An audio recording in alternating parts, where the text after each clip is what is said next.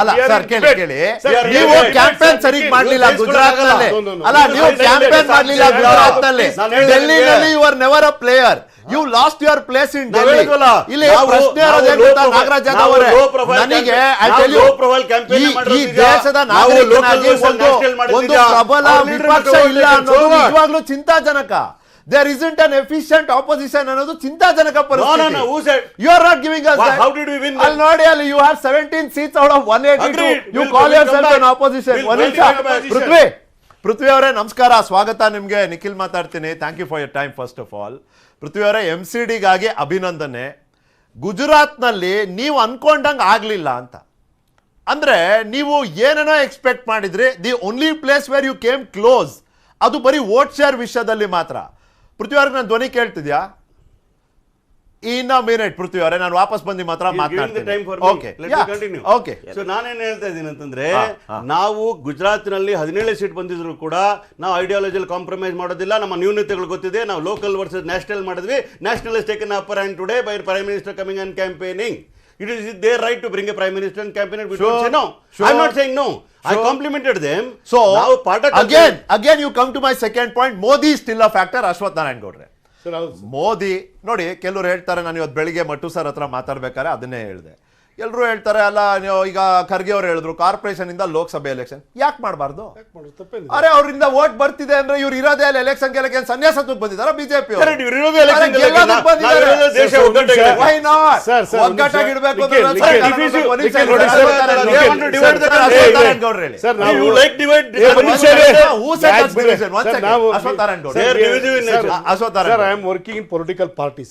Political ಪಾರ್ಟಿನಲ್ಲಿ ಕೆಲಸ ಮಾಡೋದು sir.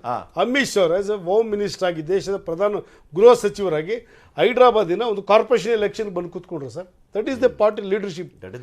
ಒಂದು ನಿಮಿಷ ಏನಕ್ಕೋಸ್ಕರ ಸರ್ ನಾವು ಯಾಕೆ ನಮ್ಮ ನಾಯಕರನ್ನ ನಾವು ಇಷ್ಟಪಡ್ತೀವಿ ಅಂತ ಹೇಳಿದ್ರೆ, ಸಣ್ಣ ಚುನಾವಣೆ ಇರಲಿ ಸರ್, ಬಂದು ಕೂತ್ಕೊಂಡು ಚುನಾವಣೆ ಮಾಡೋದು. ದೇವೇಗೌಡರು ಸರ್ ನೋಡಿ, ಅವರು ಅವ್ರಿಗೆ ತಾಕತ್ತಿರೋ ಸಮಯದಲ್ಲಿ ಸರ್ ಒಂದು ಬೈ ಎಲೆಕ್ಷನ್ಗೆ ತಲೆ ಮೇಲೆ ಬಟ್ಟೆ ಹಾಕೊಂಡು ಕೂತ್ಕೊಂಡು ದರಿದ್ರ ನಾರಾಯಣನ ಸಮಾವೇಶ ಮಾಡಿ ಚಾಮರಾಜಪೇಟೆ ಬೈ ಎಲೆಕ್ಷನ್ ಸೀಟ್ನ ಗೆತ್ಕೊಂಡ್ರವರು, ಕಾಂಗ್ರೆಸ್ ಸೀಟ್ನ. ಯಾಕೆ ಇಷ್ಟಪಡ್ತಾರೆ ಅಂತೇಳಿ ಲೀಡರ್ಗಳನ್ನು ಆ ಥರ ಮಾಡಬೇಕು ಸರ್. ಗುಜರಾತ್ ಚುನಾವಣೆ ಘೋಷಣೆ ಆಗಿದೆ, ಹಿಮಾಚಲ್ ಪ್ರದೇಶ ಚುನಾವಣೆ ಘೋಷಣೆ ಇದೆ. ಖರ್ಗೆ ಅವರು ಮತ್ತು ರಾಹುಲ್ ಗಾಂಧಿ ತೆಲಂಗಾಣದಲ್ಲಿ ಪಾದಯಾತ್ರೆ ಮಾಡ್ತಾರೆ ಸರ್. ನಿಮ್ಮ ಜನ ಹೆಂಗ್ ಇಷ್ಟಪಡ್ತಾರೆ, ಕಾರ್ಯಕರ್ತರು ಇಷ್ಟಪಡ್ತಾರೆ. ಕನೆಕ್ಟ್ ಇಲ್ಲ. ನಿಮ್ ಫಸ್ಟ್ ನಮ್ಮನ್ನ ಕಾರ್ಯಕರ್ತರು ಇಷ್ಟಪಡಬೇಕು, ಆ ತರ ನಾಯಕತ್ವ ಇರಬೇಕು ಸರ್. ಮತ್ತೆ ಎಲ್ಲಿ ಮಿಸ್ಟೇಕ್ ಆಗಿದೆ ಅದನ್ನ, ಅದು ಎಲ್ಲಿ ಮಿಸ್ಟೇಕ್ ಇದೆ ಅದನ್ನ ನಾವು ರಿಸರ್ಚ್ ಮಾಡ್ಕೋಬೇಕು sir. Nagaraj, we are in debate. I am not going to address the party workers. See, I am not addressing the party workers. ನೀವು channel to praise his leaders.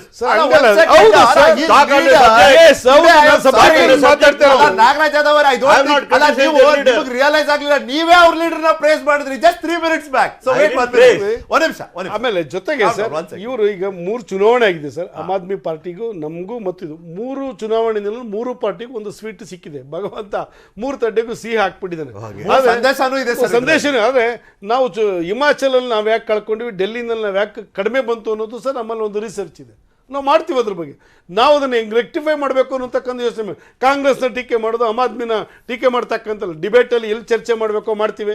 ಇವತ್ತು ಆಮ್ ಆದ್ಮಿ ಪಾರ್ಟಿಯವರು ಇರ್ಬೋದು, ನಮ್ಮದೇ ಡೆಲ್ಲಿನಲ್ಲಿ ರಿಪೀಟ್ ಆಗೋಗ್ಬಿಟ್ವಿ ಅಂತ. ಆದರೆ ಅಗ್ರೆಸಿವ್ ಆಗಿ ಇದು ಎಲ್ಲಿ ಗುಜರಾತ್ನಲ್ಲಿ ಮಾಡಿದಷ್ಟು ಅಗ್ರೆಸಿವ್ ಕ್ಯಾಂಪೇನು ರಿಸಲ್ಟ್ ಏನು ಬಂತು ಅಲ್ಟಿಮೇಟ್ಲಿ ಸರ್, ಬಿಕಾಸ್ ಅವ್ರದ್ದೇನೆಂದರೆ ಕಾಂಗ್ರೆಸ್ ಮತ್ತು ಆಮ್ ಆದ್ಮಿ ಪಾರ್ಟಿದು ತಮ್ಮ ವಿಚಾರನ ಎಲ್ಲ ಒಂದು ಕಡೆ ಕಾಂಪ್ರಮೈಸ್ ಆಗಿಬಿಡ್ತಾರೆ.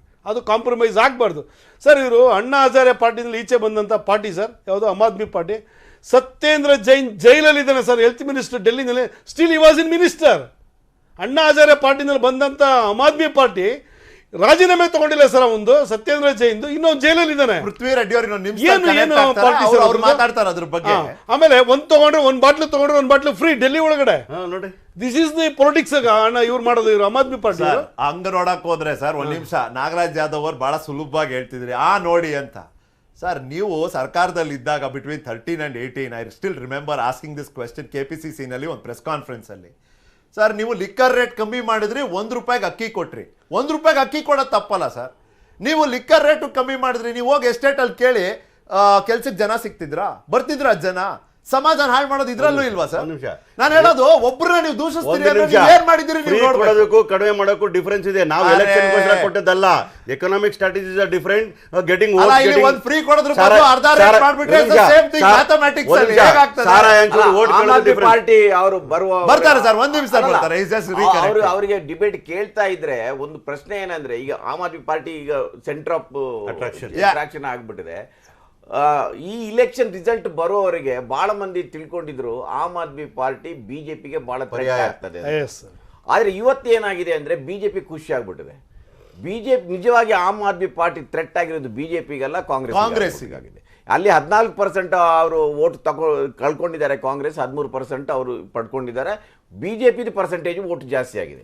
ಅದರಿಂದ ಬಿಜೆಪಿ ಇವತ್ತು ಈಗ ಅನಿಸ್ತಾ ಇದೆ ನಿಜವಾಗಿ ಆಮ್ ಆದ್ಮಿ ಪಾರ್ಟಿ ಬಿಜೆಪಿಯ ಬಿ ಟೀಮ್ ಅಂತ. ಇಲ್ಲಿವರೆಗೆ ನಾನು ವೈಯಕ್ತಿಕವಾಗಿ ನಾನು ನಂಬಿಲ್ಲ ಅದನ್ನು. ನಾನು ಈಗಿನ ಇದನ್ನು ನೋಡಿದ್ರೆ ಸರ್ ಇಲ್ಲಿ ನೋಡಿ, ಕರ್ನಾಟಕದಲ್ಲಿ ಜೆಡಿಎಸ್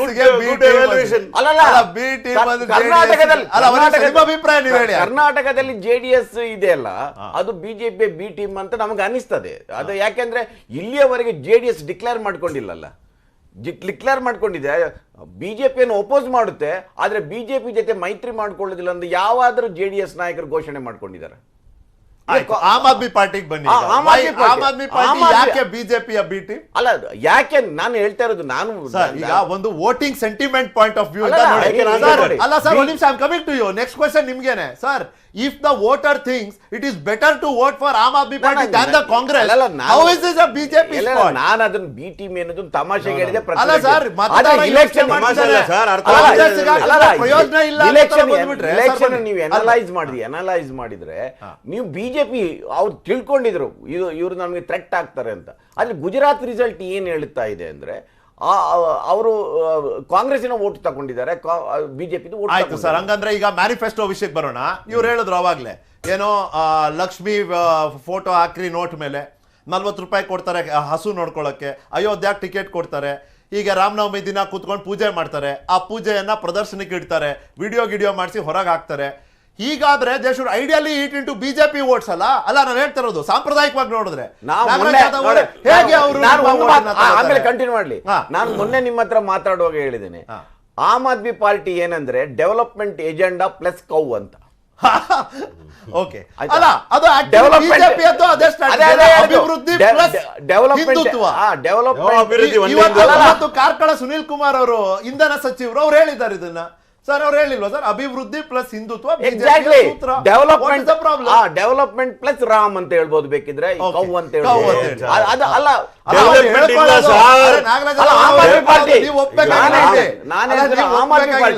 ಆಮ್ ಆದ್ಮಿ ಪಾರ್ಟಿಯ ಅವರ ಸ್ಟ್ರೆಂತ್ ಏನಂದ್ರೆ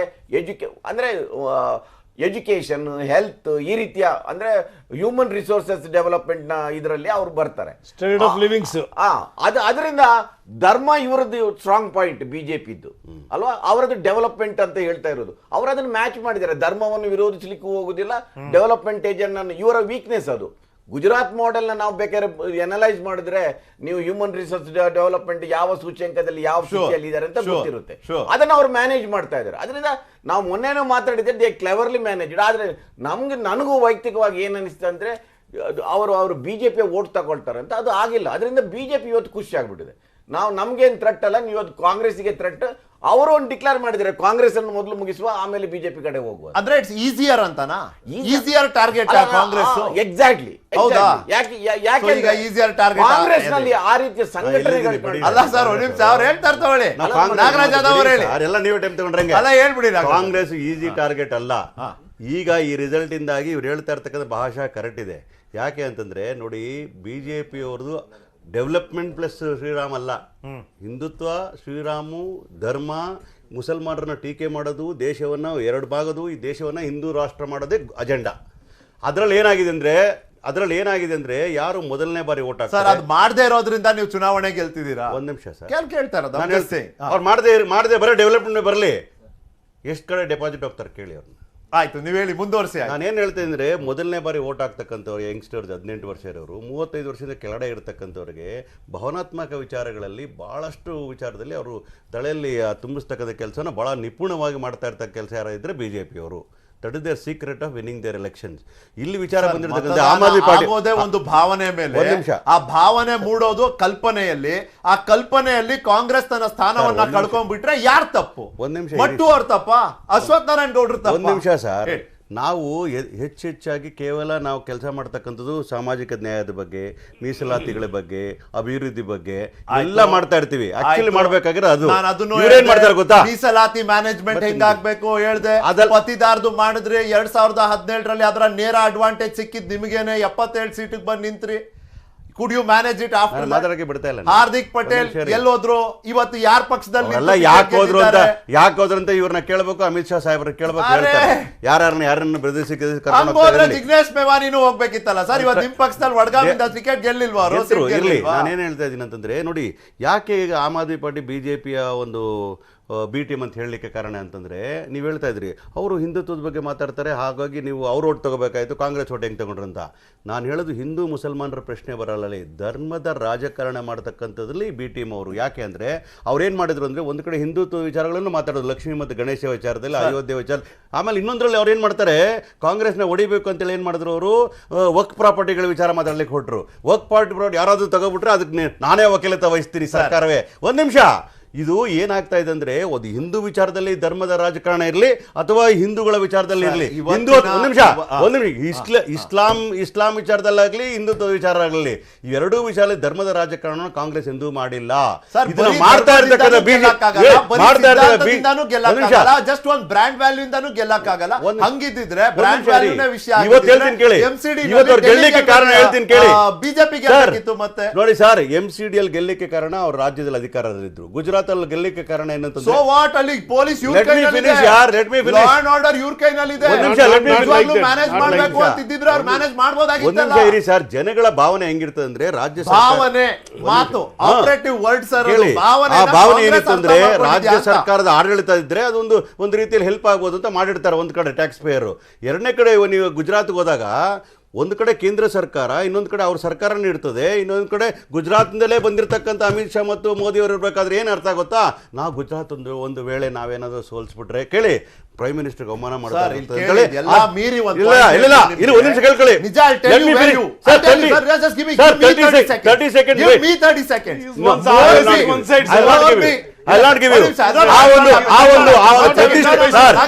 ಗುಜರಾತಿಯಲ್ಲಿ ಪ್ರತಿಷ್ಠೆ ಪ್ರಶ್ನೆಯಿಂದಾಗಿ ಜನ ಏನ್ ಮಾಡ್ಬಿಟ್ರು, ಮೋದಿಗೆ ಅವಮಾನ ಮಾಡೋದು ಬೇಡ, ಪ್ರೈಮ್ ಮಿನಿಸ್ಟರ್ ಇದ್ದಾರೆ, ನಾವ್ಯಾಕೆ ನಮ್ಮ ರಾಜ್ಯದ ಅವಮಾನ ಮಾಡ್ಬೇಕು ಅಂತ ವೋಟ್ ಹಾಕಿರ್ಬೇಕು. ಆದ್ರೆ ಮುಂದಕ್ಕೆ ಅವರೇ ಬೇಜಾರು ಪಡ್ತಾರೆ, ಯಾಕೆ ವೋಟ್ ಹಾಕಿದ್ವಿ ಅಂತ. ನೀವು ಜ್ಯೋತಿಷ್ಯ ಹೇಳ್ಬಾರ್ದು ನಾಗರಾಜ್. ನಿಮಿಷ ಹೇಳ್ತೀನಿ ಕೇಳಿ. ಮೋರ್ಬಿನಲ್ಲಿ ಬ್ರಿಡ್ಜ್ ಬಿತ್ತು, ಇವತ್ತಿಗೆ ಗೆದ್ದಿರೋದು ಯಾರು?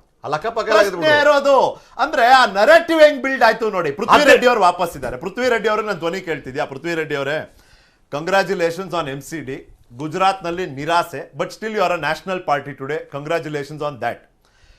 ಈಗ ಆಟ ಶುರು ಅಂತೀನಿ. ಈಗ ನೀವು ಕೆಲವೊಂದಷ್ಟು ಸೆನ್ಸಿಟಿವ್ ವಿಷಯಗಳಿಂದ ದೂರ ಉಳಿದಿದ್ರಲ್ಲ, ಈಗ you have to take a clear stand. Prithvi ಅವರೇ, ಅಲ್ಲಿ ನಿಮ್ಮ ಚಾಲೆಂಜ್. ಇವತ್ತಿನ 3 ಫಲಿತಾಂಶ, 3 ಸಂದೇಶ ನಿಮಗ್ ಸಿಕ್ಕಿದ್ ಯಾವುದು ಅಂತ ಕೇಳ್ತಿದ್ದೀನಿ.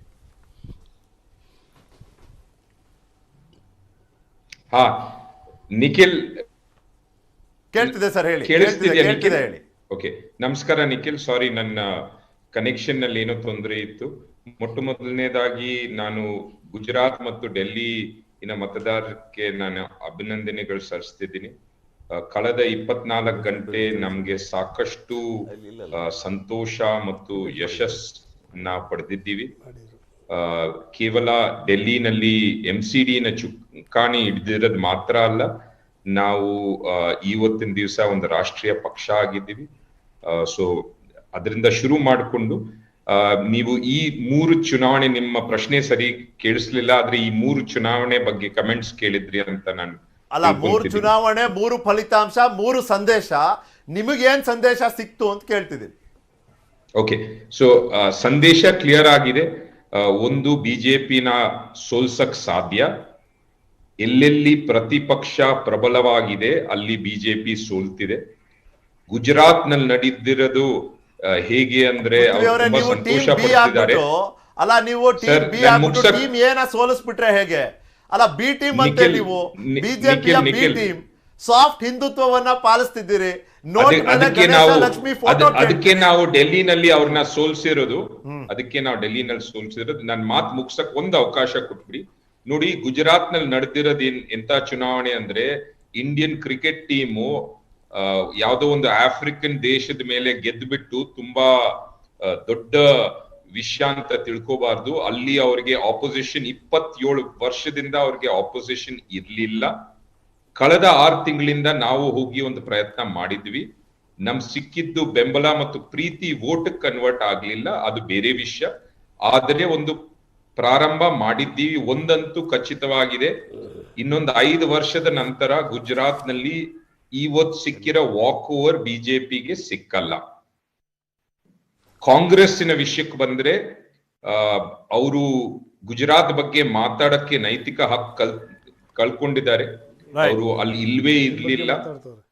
ಈ ಗ್ರೌಂಡ್ ಕ್ಯಾಂಪೇನ್, ಸೈಲೆಂಟ್ ಕ್ಯಾಂಪೇನ್, ಇದು ಅದು ಅಂತ ಹೇಳ್ಕೊಂಡು ಅವರು ಬಿಜೆಪಿ ವಿರುದ್ಧ ಧ್ವನಿನೂ ಎತ್ತಲಿಲ್ಲ, ಪ್ರಚಾರನೂ ಮಾಡ್ಲಿಲ್ಲ. ಸೊ ಅವ್ರಿಗೆ ಸಿಕ್ಕಿರೋದು ಬಿಜೆಪಿ ಮೇಲೆ ಕೋಪ ಮಾಡ್ಕೊಂಡಿರೋ ಜನ, ಬೇರೆ ವಿಧಿ ಇಲ್ಲ ಅಂತ ಅವ್ರಿಗೆ ಒಂದಷ್ಟು ಓಟು ಸೀಟ್ ಸಿಕ್ಕಿದೆ. ಆದ್ರೆ ಗುಜರಾತ್ ನಲ್ಲಿ ಕಾಂಗ್ರೆಸ್ ಮಾತಾಡ್ಲಿಕ್ಕೆ ಹಕ್ಕಿಲ್ಲ.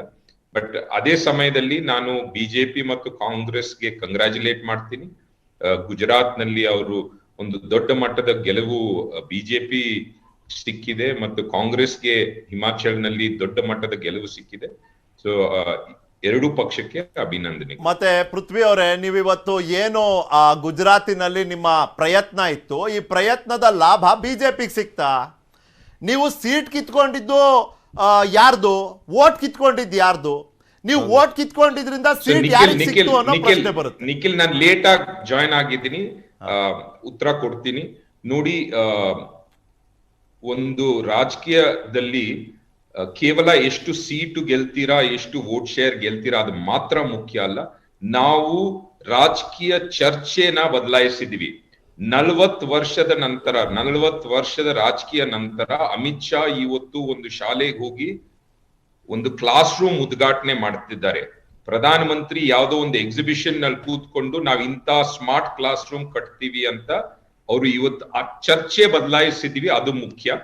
ಆ ಚರ್ಚೆ ಬದಲಾಯಿಸಿದ ತಕ್ಷಣ ಜನ ನಮ್ಗೆ ವೋಟ್ ಹಾಕ್ತಾರೆ ಅಂತಲ್ಲ.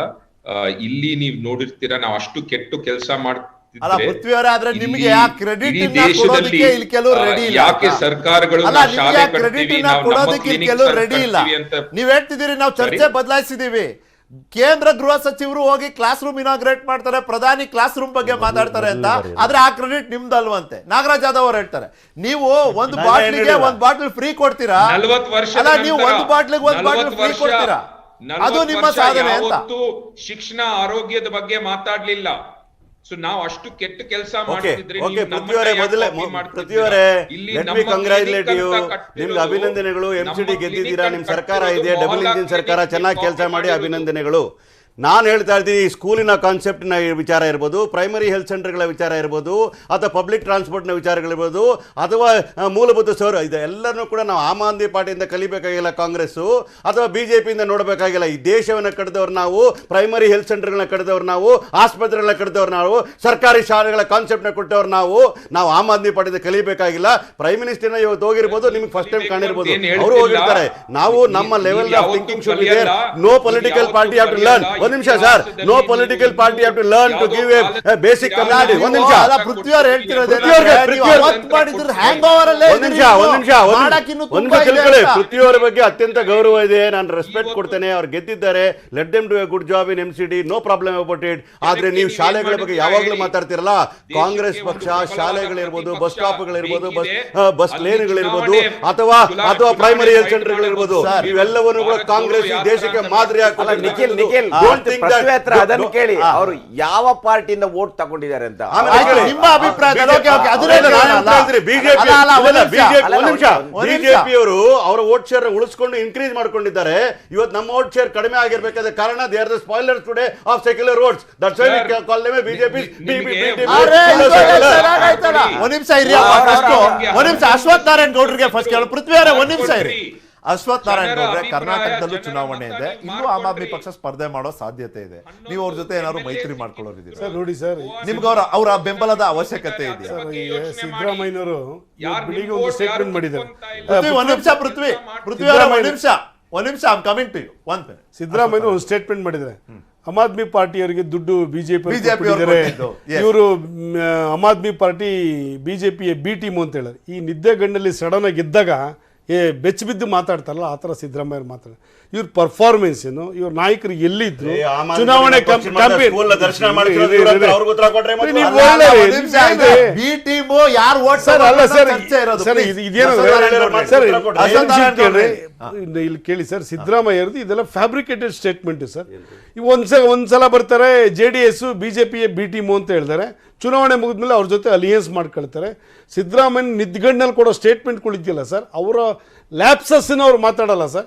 ಈಗ ನಾಗರಾಜ್ ಯಾದವ್ ಮಾತಾಡ್ತಾರಲ್ಲ, ನಾಗರಾಜ್ ಯಾದವ್ ಮಾತಾಡ್ತಿದ್ರಲ್ಲಿ ಯಾರನ್ನ ಅವರು ಯಾರು ಬಿ ಟೀಮ್ ಅಂತಾರೋ ಇವ್ರು ಅವ್ರ ಜೊತೆನೆ ಮೈತ್ರಿ ಮಾಡ್ಕೊಂಡು ಸರ್ ಇವತ್ತಿನವರೆಗೂ ಹಂಗ ಅನ್ಕೋಬಹುದು ಸರ್. ಕಾಂಗ್ರೆಸ್ ಇದು ಆಮ್ ಆದ್ಮಿ ಪಾರ್ಟಿ ಕಾಂಗ್ರೆಸ್ ಜಂಟಿಯಾಗಿ ನಮ್ಮ ವಿರುದ್ಧ ಡೆಲ್ಲಿನಲ್ಲಿ ಹೋರಾಟ ಮಾಡಿದ್ರು. ಶಾಹೀನ್ ಬಾಗ್ ಸರ್ಕಲ್ ಅಲ್ಲಿ ನಮ್ಮ ಜೊತೆ ಸೇರಿಲ್ಲ ಅವರು. ಅವ್ರು ನಮ್ಮ ವಿರುದ್ಧವಾಗಿ ಹೋರಾಟ ಮಾಡಿದ್ದು, ಕಾಂಗ್ರೆಸ್ ನಮ್ಮ ವಿರುದ್ಧವಾಗಿ ಹೋರಾಟ ಮಾಡಿದ್ದು, ಇವರೆಲ್ಲ ಅವ್ರ ಜೊತೆ ಒಟ್ಟಿಗೆ ಸೇರಿ ಸರ್, ಇನ್ಕ್ಲೂಡಿಂಗ್ ಎಲ್ಲ ಸರ್ ಭಯೋತ್ಪಾದಕರ ಜೊತೆ ಸೇರ್ಕೊಂಡು ಆಮ್ ಆದ್ಮಿ ಪಾರ್ಟಿ ಈ ದೇಶ ಸರ್. ಕಾಂಗ್ರೆಸ್ ಆದ್ರೂ ಹೆಂಗೋ ಒಂದು 150 ವರ್ಷ ಇತಿಹಾಸ ಏನಾದ್ರು ಒಂದು 45 ವರ್ಷ ರೂಲಿಂಗ್ ಮಾಡೋರು ಸರ್. ಇವ್ರು ಇದಾರಲ್ಲ ಸರ್, ಆಮ್ ಆದ್ಮಿ ಪಾರ್ಟಿಯವರು, ಆಮ್ ಆದ್ಮಿ ಪಾರ್ಟಿ ಇದಲ್ಲ ಸರ್. ಯಾವ ಸಮಯದಲ್ಲಿ ಇದು ಯಾವ ಸಮಯದಲ್ಲಿ ಅಲ್ಲ ಒಳ್ಳೆ ಪ್ರಕಾರ ನಿಮ್ಮ ಬಿ ಟೀಮ್ಗೆ ಸರ್ ಹೇಳ್ತೀರ ಕಾಂಗ್ರೆಸ್ ಅವರು ಸರ್ ಒಂದು 50 ವರ್ಷ ರೂಲ್ ಆದ್ರೂ ಮಾಡಿದ್ದಾರೆ, ಸ್ವಾತಂತ್ರ್ಯದ ಹೆಸರು ಹೇಳ್ಕೊಂಡು ಸರ್. ಈ ಆಮ್ ಆದ್ಮಿ ಪಾರ್ಟಿಯವರು ಇದಾರಲ್ಲ ಸರ್ ಅಣ್ಣಾ ಹಜಾರೆ ಮೂವ್ಮೆಂಟ್ ಅಲ್ಲಿ ಬಂದವರು ಯಾವ ಮಟ್ಟಕ್ಕೆ ಇವತ್ತಿದ್ದಾರೆ ಅನ್ನೋಂಥದ್ದು, ಒಂದು ಬಾಟ್ಲಿಗೆ ಫ್ರೀ, ಒಂದು ಬಾಟ್ಲಿಗೆ ದುಡ್ಡು ಅಂದ್ರೆ ಈ ಮುಂದಕ್ಕೆ ಅಧಿಕಾರಕ್ಕೋಸ್ಕರ ಏನ್ ಬೇಕಾದ್ರೂ ಮಾಡ್ತಾರೆ ಸರ್ ಅಣ್ಣಾ. ನಾನು ಅಶ್ವಥ್ ನಾರಾಯಣ್ ಪ್ರಶ್ನೆ, ಪೃಥ್ವಿಯವರು ಬಹಳ ಒಳ್ಳೆ ಪ್ರಶ್ನೆ ಕೇಳಿದ್ರು. ಯಾಕೆ ಕಾಂಗ್ರೆಸ್ ಕೇಳಿಲ್ಲ, ಅವ್ರು ಕೇಳಿದ್ ಬಿಜೆಪಿಗೆ ಏನಂತ, ನಾವು ಈ ಎಲೆಕ್ಷನ್ ಸ್ಟ್ರಾಟಜಿನ ಮತ್ತು ಚಿಂತನೆಯನ್ನ ಬದಲಾವಣೆ ಮಾಡಿದ್ದೇವೆ. ದೇಶದ ಗೃಹ ಸಚಿವರಿಗೆ ಶಾಲೆಗೆ ಹೋಗಿ ನೋಡ್ಲಿಕ್ಕೆ ಯೋಚನೆ ಮಾಡಿದ್ದೇವೆ. ರಾಜಕೀಯ ಚರ್ಚೆಯನ್ನ ಬದಲಾವಣೆ ಮಾಡಿದ್ದೇವೆ. ನಾವು ರಾಮ ಮಂದಿರ ಇಲ್ಲಿಂದ ಕ್ಲಾಸ್ ರೂಮ್ ಹಾಸ್ಪಿಟಲ್ ಅಂತ ತಂದಿದ್ದೀವಿ, ಅದು ಅವ್ರು ಹೇಳ್ತಾ ಇದ್ದಾರೆ. ಅದ್ರ ಬಗ್ಗೆ ಏನು ಮಾತಾಡ್ತಾ ಇಲ್ಲ, ಸಿದ್ದರಾಮಯ್ಯ ಹೇಳಿಕೆ ಬಗ್ಗೆ ಮಾತಾಡ್ತಾರೆ. ಅವ್ರು ಏನಕ್ಕೆ ಮಾತಾಡ್ಬೇಕು, ಅವ್ರು ಏನ್ ಮಾಡಿದ್ರು, ಕ್ಲಾಸ್ ರೂಮ್ ಬಗ್ಗೆ ಮಾತಾಡ್ಲಿ, ಬಾತ್ರೂಮ್ ಬಗ್ಗೆ ಮಾತಾಡ್ಲಿ, ತಗೊಂಡ್ರೆ 156 ಸೀಟ್ ಇವ್ರಲ್ವಾ? ಅವರು ಸರ್ ನಾವು ರೂಲಿಂಗೇ ಬಂದ್ಬಿಡ್ತೀವಿ ಅಂತ ಹೇಳ್ತಿದ್ರು. 5-6 ಸಿಂಗಲ್ ಡಿಜಿಟ್ ಮೇಲೆ ಆಚೆ ಹೋಗಿಲ್ಲ, ನಾನು ಅವ್ರಿಗೆ ಉತ್ತರ ಕೊಡ್ಬೇಕಾ ಸರ್?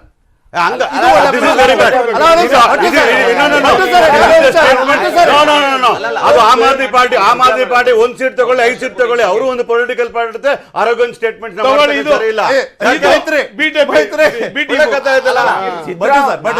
ಅಶ್ವಥ್ ನಾರಾಯಣ ಗೌಡ್ರು ಬಹಳ ಸಿವಿಲ್ ಆಗಿ ಮಾತಾಡ್ತಾ ಇದ್ರು. ಸಡನ್ ಸಿದ್ದರಾಮಯ್ಯ ಅವರ ಪ್ರಶ್ನೆ ಬಂದಾಗ ನಾಳೆಗೆ ಹೊರಡು ಬಿಡುತ್ತೆ. ನಿದ್ದೆ ಕಣ್ಣಲ್ಲಿ ಹೇಳಿದ್ದಾರೆ. ಇದು